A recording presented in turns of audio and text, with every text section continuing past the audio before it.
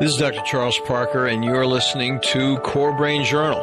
It's the place where I connect both fresh discoveries and interesting different perspectives from advanced mind science with the realities of real people and everyday life down on Main Street. Well, welcome aboard, folks. Dr. Charles Parker here one more time. Here we are at Core Brain Journal, and we have two delightful, interesting women who are coming to us to talk to us about autism spectrum disorder and ways that they have to really help those kids with language development, intellectual development, interpersonal development, and it's going to be through social stories. ASD is a big subject, and today we have Kim Tice and Venita Litvack. I'm trying to do the Polish pronunciation. It's probably not even Polish, okay? So anyway, Kim and Venita, thanks so much for joining us. I appreciate it. Thanks for having us on. Thank you so much. Appreciate it. So it's going to be fun. So what I'm going to do really is say a couple words from our sponsor, and then we'll go from there, and then we'll go ahead and get started. So Core Brain Journal is sponsored by Great Plains Laboratory. They are deep international biomedical testing leaders for improved targeted mind science details. As both laboratory and webinar global thought leaders, they provide the most comprehensive set of hard data measurement tools for real biomedical answers beyond everyday guesswork, which is the standard of care right now, friends, guesswork. So they also provide multiple training webinars for both the public and for those interested medical providers that really want to grow their understanding of how to use that data effectively in their offices globally. And they're a global outfit. Check out their website for references and testing details, and take note of this. In our partnership with them, you can register for a complimentary test drawing over there. And each week is different. They've got a number of different tests, like the organic acid test. And that particular test on the open market's $219 unless you're marking it up, which we never mark them up at our place. So you can see what you can register for one of those tests. And that is at greatplainslaboratory.com/CBJ, Core Brain Journal CBJ. Run over there and see what's going on with them. You have a lot to learn over there. It's very, very interesting. So let's go on and talk to these delightful women about what they're doing professionally. I'm going to do a brief bio on them, and then we're going to get started with what they're doing. So let's start with Kimmer. So Kimberly Tice. This is terrible, isn't it? Kimberly Tice. Yeah, Tice. She provides intervention in language learning, literacy, and feeding to people with autism. Did I read that right? Yeah. Feeding to people with autism spectrum. What's the feeding? Tell me about that. Oh, sure.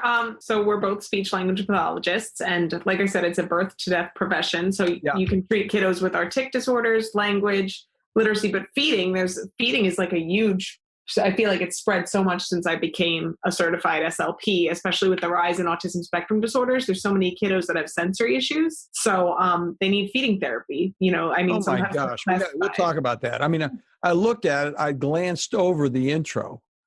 I'm looking at the intro. And it hit me when I'm talking. It's like, oh my gosh. So we'll talk about this. We'll ask more about it. Thanks so much. Sure. So it's going to be interesting. And I got to tell you about my interview with Dr. Bill Walsh on the end of autism. I don't know if you've heard that one. He's written a book called The End of Autism. He's into the biomedical measurements of how you can actually figure out what to do about it. Yeah. Intervene on it earlier and earlier. And his point is, if we really understand what the biomedical is, we can actually significantly interfere and interrupt the illness. Anyway, back to it. So she's a speech language pathologist and a certified special education person.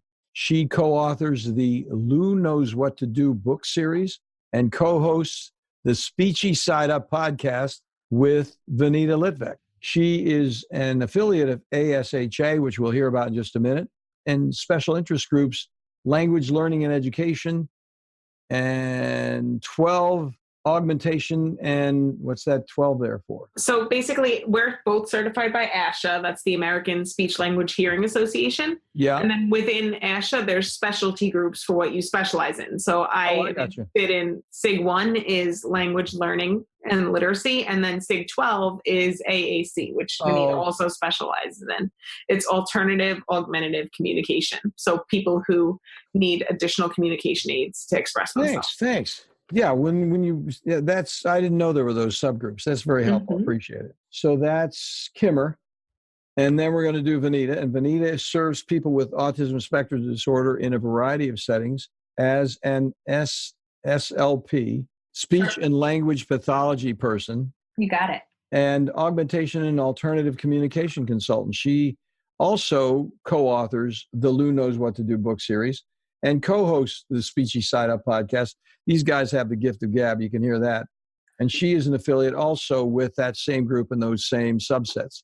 And they gave us an email. I'm not going to quote that right now because they may not want the email. But the bottom line is these guys have extensive experience in speech and language development with kids who are developmentally delayed. I mean, in a broad spectrum, that's what's going on. Yes. So when I said to them, we started talking, and they said, hey, listen, is this the right thing for this whole Core Brain Journal thing? And I'm like, absolutely, because look, I should know about what you guys know, and I don't know what you guys know. And if I don't know it, and I'm a child psychiatrist and I'm dealing with spectrum kids, this is a problem. This is definitely a problem. So even though you may be several years younger than me and look like innocents, you're not innocent because you guys are pros on this whole thing. I'm the innocent. So what's going to happen is that I think we have a lot of listeners out there that are innocents on this as well. So let's get started with sort of a basic thing of how did you guys get interested in it in the first place? How do you work together? What's the need here? What are we missing? What do we need to do to take this conversation to the next utilitarian level? So start with any of that you want to. Sure. So we met in 2014 or 15. We were both working at a charter school for kiddos with autism as contract speech pathologists.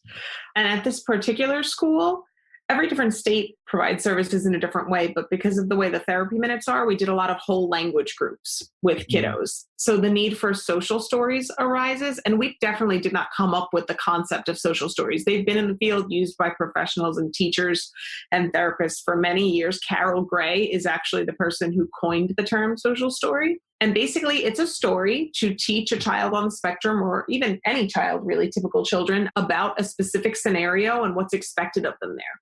So, we work with kiddos with ASD. So they have deficits in communication, social skills, and the sensory piece that can sometimes make like trips to new places and new experiences really difficult on their parents, and whoever they're with. So for many years, people have been writing social stories, which is basically a brief story that teaches the skills or a specific communication skill and explains more about a scenario. And the thought behind it, and there's research that proves that when we're preparing these kiddos for a new scenario, that reduces their anxiety and some negative behaviors that can occur from the anxiety. Did I cover that okay? Sounds great. Now let me ask you a question, because I almost interrupted you, but you were on a good roll there. Now this is how basic I am, guys. You're gonna know how non-intelligent I am on this particular. I don't have a skill set here. Okay. What is whole language? Yeah. Like a whole language group, meaning sometimes we do pull-out therapy with one individual child working on a specific target goal. And that's where you bring the student outside of the classroom to provide one-on-one therapy. Whole language therapy would be where you go into the classroom along with the teacher and aides in the classroom and provide your therapy to a whole group of children. Wow, that would be wild. That's why we have the assistants. That would be a big challenge. Especially if they've got developmental delay issues going on and they're mixed up, that would be amazing. That'd be really exactly. So that's what whole language is. Yeah, and when you have to provide therapy in a group setting like that, obviously you want a tool that's going to meet everyone's needs as much as possible. So that's how we started looking for books that could be read that would be meaningful, teach important lessons, and prepare them for real life scenarios. So how many books have you guys written? We've written 6. 5 of them have been published and released, and one more is on the way out. But before Lou happened, we started writing them in the office, and that's kind of how it came to be. Like, we kept writing social stories to teach skills, or teachers would say, hey, we went on a field trip and it was a disaster. We need you to write a social story about a field trip. Or, people would ask. Yeah, so then we were that's like, so how interesting. come they got published? It was really cool. And we've had to write specific ones for kiddos, but we started, not always wanting to reinvent the wheel and write a story again and again and again that was specialized. And when you look, there's not a lot of books that teach about novel scenarios. Like our Lou Knows What to Do titles are, supermarket, going to a restaurant, going to a doctor's office, birthday parties, or if you have a food allergy, which is super common among kids in the spectrum. So there weren't books pre-made to teach about those. There are books that say like hands aren't for hitting or teeth aren't for biting, but that's like more about telling a kiddo not to behave in a certain way, not preparing them for an entire scenario. So would you differentiate, this raises a question because we see people coming, I may have an idea for a book and may not. Don't worry if you reject me on this, okay? But the issue would be, do you see a difference between going to a regular medical doctor's where they might do shots and needles and look at their throat and all this, and a psychiatrist's office? In what way? Well, I'm thinking what happens, I think there's a certain level of preparation that would be helpful because what happens, they don't know what's going to happen in a psychiatrist's office. What are you going to do? You're seeing somebody about your mind health or how you think or how you feel. What kind of questions are they going to ask? What's the situation? Is your mother going to be in the room with you? They take you in a different room. Do they do shots and needles? What do they do in there? That whole thing, because I think that might be useful even for kids who aren't on the spectrum. Yeah, absolutely. Because it's just like, how do you know what is going to happen with that doctor? Yeah. We can collaborate on this book. I won't take it. What happens here is people don't know what to expect, and different doctors do different things. Mm-hmm. Yeah. Some people don't even talk to the kids. That's my pet peeve. You got a kid come in there. I've had adolescents that come in and see me, and they've been seeing a psychiatrist for years. And I'm talking to them, and like the kid's 17 years old. He's like, I don't even want to talk to you, to tell you the truth. I'm like, you don't really care what I think. I'm like, well, give me a shot. Well, no one else has, so I'll talk to my parents the whole time. Well, let's get on it. Yeah. And that whole thing. So doctors differ in what they expect, but I think there should be an increase in the standard of care in terms of how we discuss with kids what their problems are and how they can help the doctor actually participate in their care. Absolutely. It's a big deal. Something to think about. Yeah, that should be an open dialogue for sure. And I think that it was a great point you brought up. I mean, doctors' offices can be completely different. And we actually provide a lot of training to parents on how to even make their own social stories because, we can only publish so many books at a time, but there's so many different social skills or scenarios that still need to be addressed. So we'll talk to parents about the key characteristics you should be either putting in a social story or looking for in a social story. And we could talk about that too. Yeah. For example, you want to use like a patient and a positive voice and not negative words. You don't want to know and don't. It's much better to tell the child what you expect of them rather than to tell them what not to do. Because no kid wants to read a book with just rules that say no running, no hitting, no. So instead it's better to say like, it's safe to use walking feet or, something. Yeah. When we were doing a training recently, a parent had given us an example. I guess their child was like picking up food off the floor and putting it in their mouth. And they're like, we keep telling him, don't pick that up, which would be a negative phrase. And they're like, how could we rephrase that? So we were like, you could tell them, we pick up the food and we put it in the garbage. So we're not using the words no, and we're giving them a positive alternative, what they should be doing with that instead. So that's what we mean by rephrasing that in a positive tone. Totally with you on that. I've been on this one theme. You'll get a kick out of this because I just did a video production. I'll send you this stuff because you'd be interested in it. But there's a great confluence between executive function problems and ADD and ASD issues. So what happened is years ago in 96, I got onto this thing of unmanageable cognitive abundance, thinking too much. Oh. So those people have specific problems because they're thinking so much they can't get anything done. So I've reframed all of attention deficit disorder by saying it's not attention deficit, it's attention abundance. Yeah. And that if you really think of what's going on with executive function, it's an abundance of stuff and people can't find the boxes and where to put it. Wow. So then what happens is, my feeling is we should just change the whole thing and change the whole diagnostic coding system if we're actually looking at brain function instead of the fashion show that's out there. Like, is he hyperactive or inattentive? Give me a break. And then if we come up to it, it's still going to be a deficit that is not a way to approach a developing therapeutic alliance with a child. So I disabuse them of that. They come in and say, look, I don't have ADD. Okay, I'm with you on that. Even though I wrote a book called New ADHD Medication Rules, Brain Science and Common Sense. I put ADHD on because when people, they don't know what executive function is. So, yeah. But when I get into, I start taking exactly what you guys are saying. Let's go ahead and call it something else. Sorry to talk so much about myself. All I'm doing is saying I'm with you on this whole thing. No, I like that terminology. Yeah, I love that terminology. So then person can feel like, hey, this is what's actually going on with me. Mm-hmm. I've got so many things and I don't know where to put it. Mm-hmm. That's a different thing than, wow, you're really having a problem, kid. You know, pathologizing the situation, you look like you're lost. No, I'm busy. Yeah, there you go. Anyway, so how did you guys did you start working at the same place again? Where and then you teamed up there? Yes. And you started talking about this and saying, we could do this. We could write a book. And that's interesting. Definitely. So what kind of people do you have on your podcast?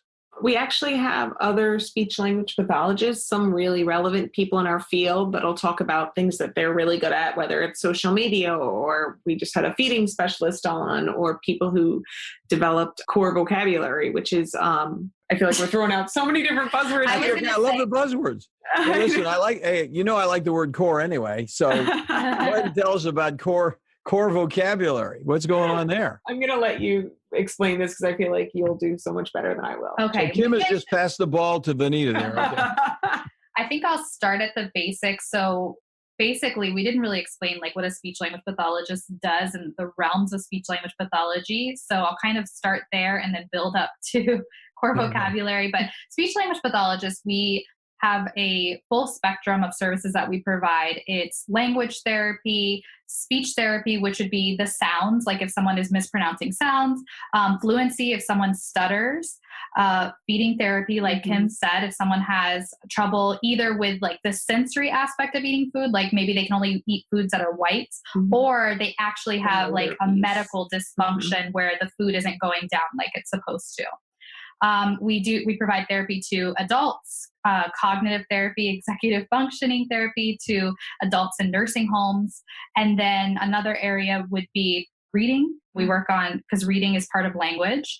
And then for stroke patients, aphasia, we actually really cover a whole lot of areas. Yeah. And then AAC, which is, we brought up a couple of times, which is augmentative and alternative communication. Now that's going to be something like providing another tool in someone's communication toolbox. So we use phones, we use email, we use Facebook to communicate with others. So someone who maybe cannot use their speech to communicate might need AAC to do that. So it's just another tool in their communication toolbox.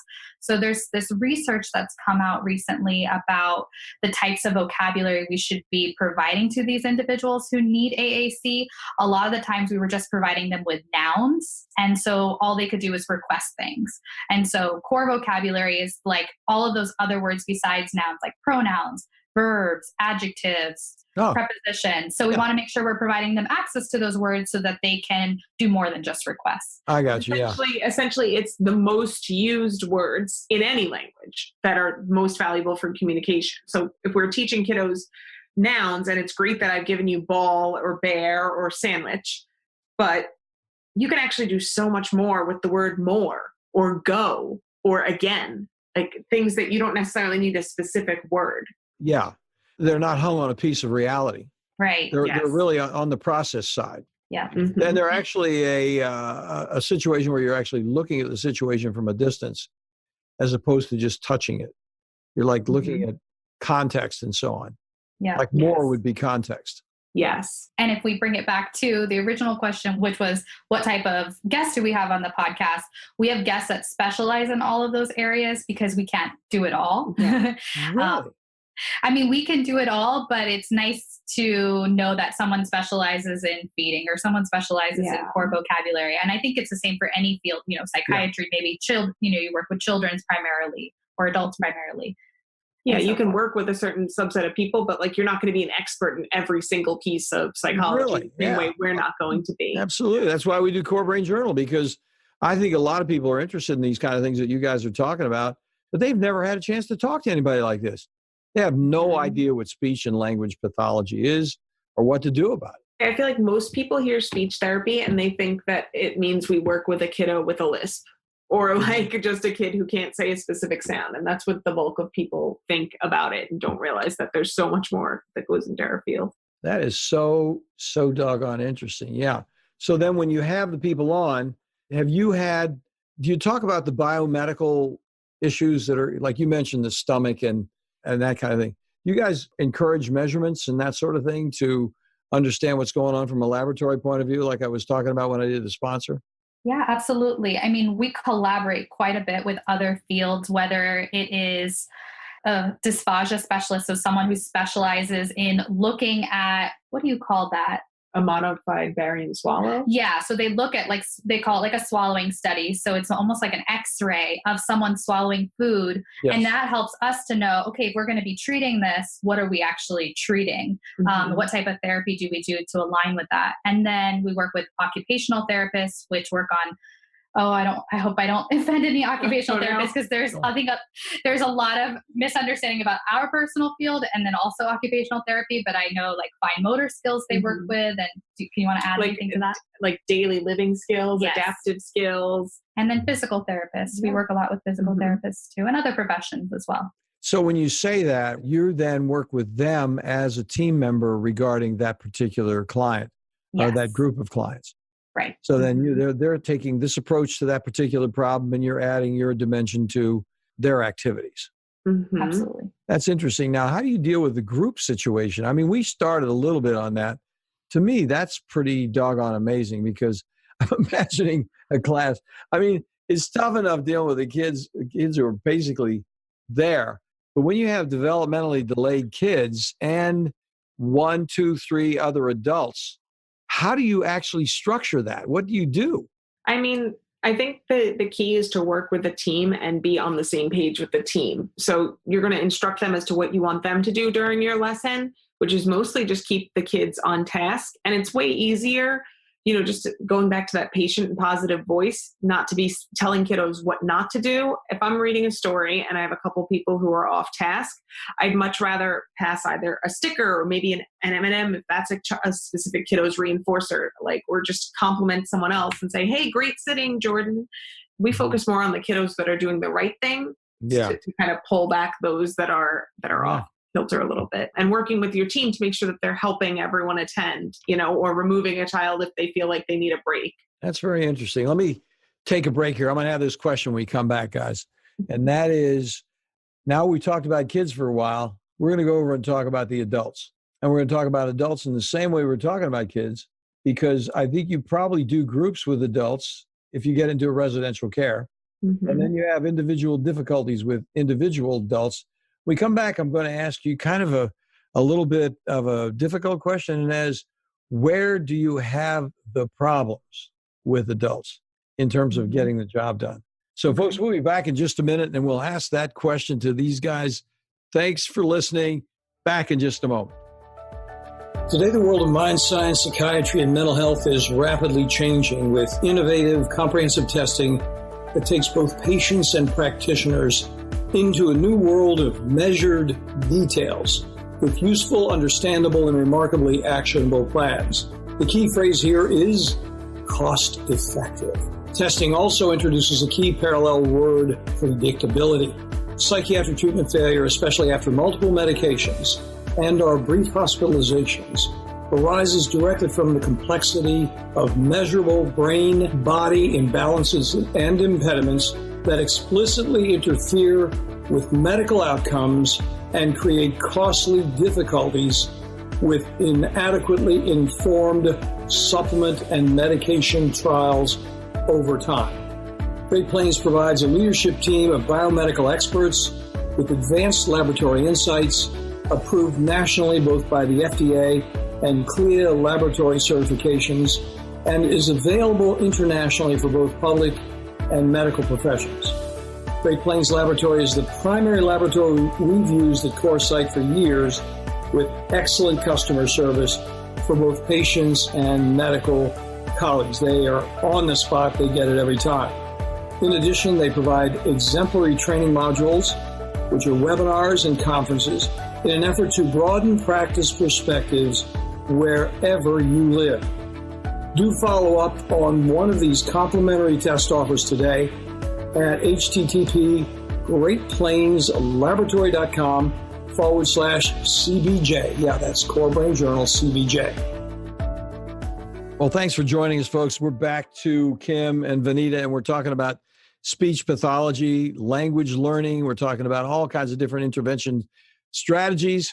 We've been talking about ASD kids, but we're going to talk about adults now. We're going to talk about, because the kids are not the only folks that are having difficulties with how do they get communication to take place effectively. So let's go ahead. You guys take a shot at that. Who wants to start with what do you do and how do you do it? That's where it goes. Okay, Kimmer. So under that SLP umbrella, it definitely falls social skills and, pragmatic interventions. And I think a big issue that's going on with working with young adults and older adults with ASD is that more and more people are working on vocational skills and getting jobs. And this is a pretty complicated area because not as many people as I would like provide opportunities for jobs for adults on the spectrum.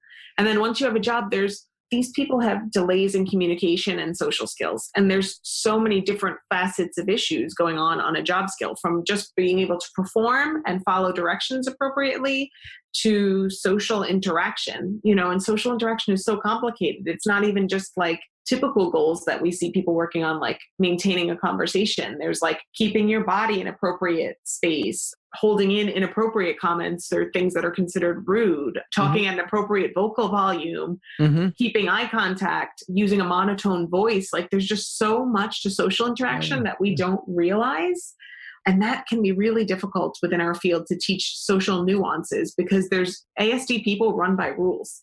And like, this is a rule and now I'm going to follow it. Whereas like, there's so much within social that you can't follow a rule. How you act at a funeral is not how you act at a library, is not how you act at a birthday party. So you almost need a different set of rules for every scenario. Yeah. It's really difficult to teach someone that information. That would be. I'm imagining the complexity of it. It's like if you really think about the human mind, it's a doggone complex situation. And the thing that makes it complex is the complexity of reality. That's just what you see. Basically, if you have a complexity of reality, then you have all kinds of different boxes to put things in. And if you're not familiar with that specific reality, you're going to freeze up or do something counterproductive because that reality is overwhelming to you. So you probably break down the realities into the ones that are most commonplace and start the dialogue. That's what it sounds like, I'm guessing. Is that right? Exactly. And you might not realize my husband is actually a pre-vocational coach. So he goes to job sites with young adults between 18 and 22 years old, and he helps them function on their job. And for example, he was working with one young lady at a restaurant a couple of weeks ago, and she was setting tables and rolling utensils and napkins. And I guess she had not like properly fastened her pants, and her pants fell down in the restaurant at her ankles. Okay. And literally she just continued doing her job, like pants at her ankles. And he was like, oh my God, and there are patrons in the restaurant at this point, and this was not an issue to her. Like, and my husband was horrified, what do I do? She's the girl, I'm a guy.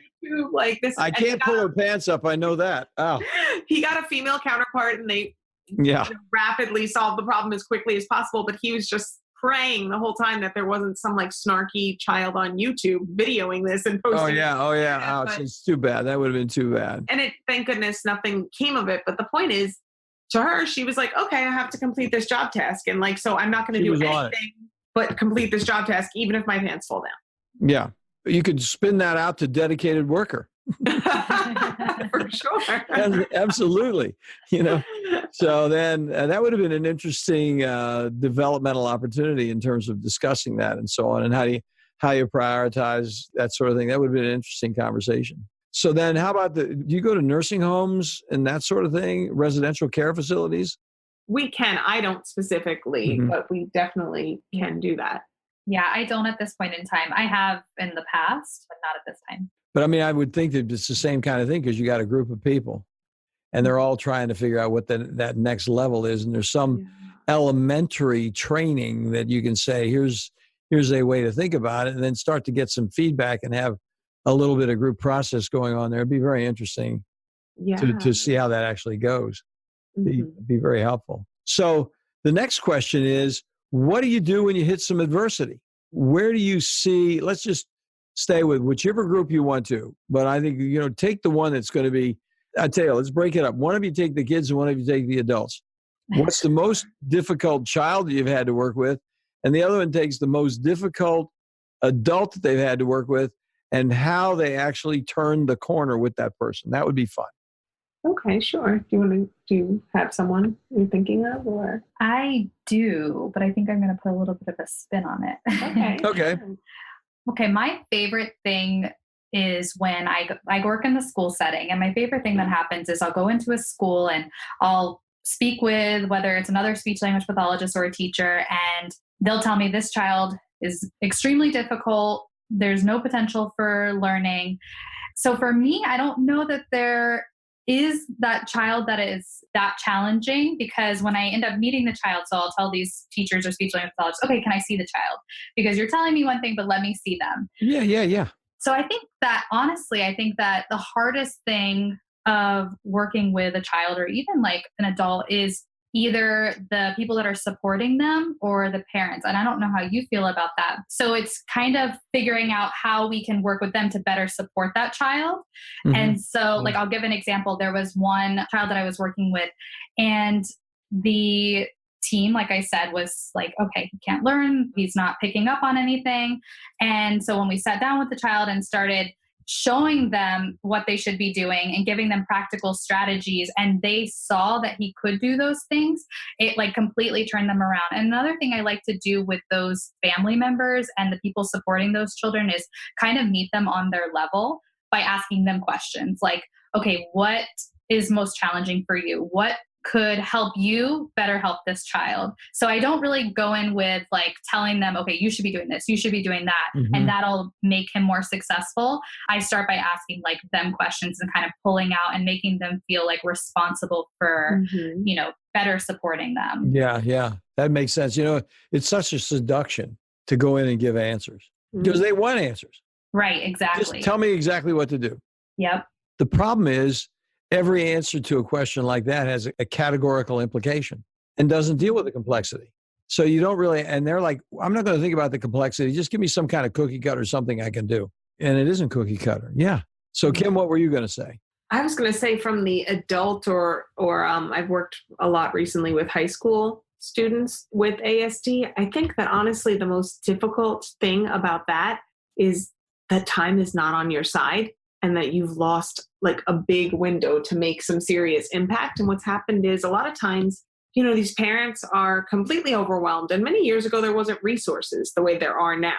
So like they were dealing with health, sensory, feeding, academic, communication deficits. So a lot of times things go by the wayside, things like diet. And I think that we get individuals in patterns, and it makes it really hard to change. Like I have kids with feeding scenarios that literally the child eats like a really sugary yogurt or pudding, and will eat 3 of those each day and like a bag of Doritos. And that's what they will eat. Yeah. Now we're talking. All day, every day for 10 years. Like imagine how that impacted their brain function. And then for me as a therapist to come in and try to change that, doing anything that you do for 10 years is an incredibly long time to try to make a difference. So some serious tapes go down in that situation. Then what do you do? Put sugar on the hot dog? I mean, wow. Yeah, it's so crazy, But that being said, I feel like, sometimes people also forget about what students can do. And it's really nice when I've seen some high school students be able to start spelling or putting sentences together with some intensive intervention, that maybe that's a skill that their parents long ago gave up on. So it's nice to be able to see that happen. And it does happen all the time, but it's all about consistency. Yeah. And finding the little positive thing that they do. Yeah. Here's a little thing. Good job. That's what we're talking about right there. That opens the door a little bit so we can actually get it done. Yeah, that's a biggie. Were you going to say something? Oh, I was just going to say, like, there's always this phrase that goes around in our field too, to like assume competence. And I feel like I go into every meeting that I have, assuming that this child can do more than what he's displaying now. And you have to have that mindset, because they can only go up from here. Well, I've seen that same thing happen in addiction medicine. One of the reasons I really stopped working in addiction medicine is because the entire scene is set up to pathologize the individual. You're only a drug addict. You're just an alcoholic. So that whole thing goes on repeatedly in very negative ways. And you can't change the system. These people like, I've been in recovery for 20 years. That's what they said when I went through recovery. And so the whole group of them just winds up being negative and saying, wow, that was a heck of a good job. You did a show right there. Well, don't give them a false sense of hope. Yeah. That may not be true. Yeah, oh my gosh, I had to get out of it. Yeah. There are a lot of good recovery centers that don't do that in the country, but it's a big problem because the same kind of thing you're talking about is how do you bring that person along who's compromised in some way? Their life is a shambles. How can you find that piece of them and pull them out so they can actually do something with it? It's pretty doggone.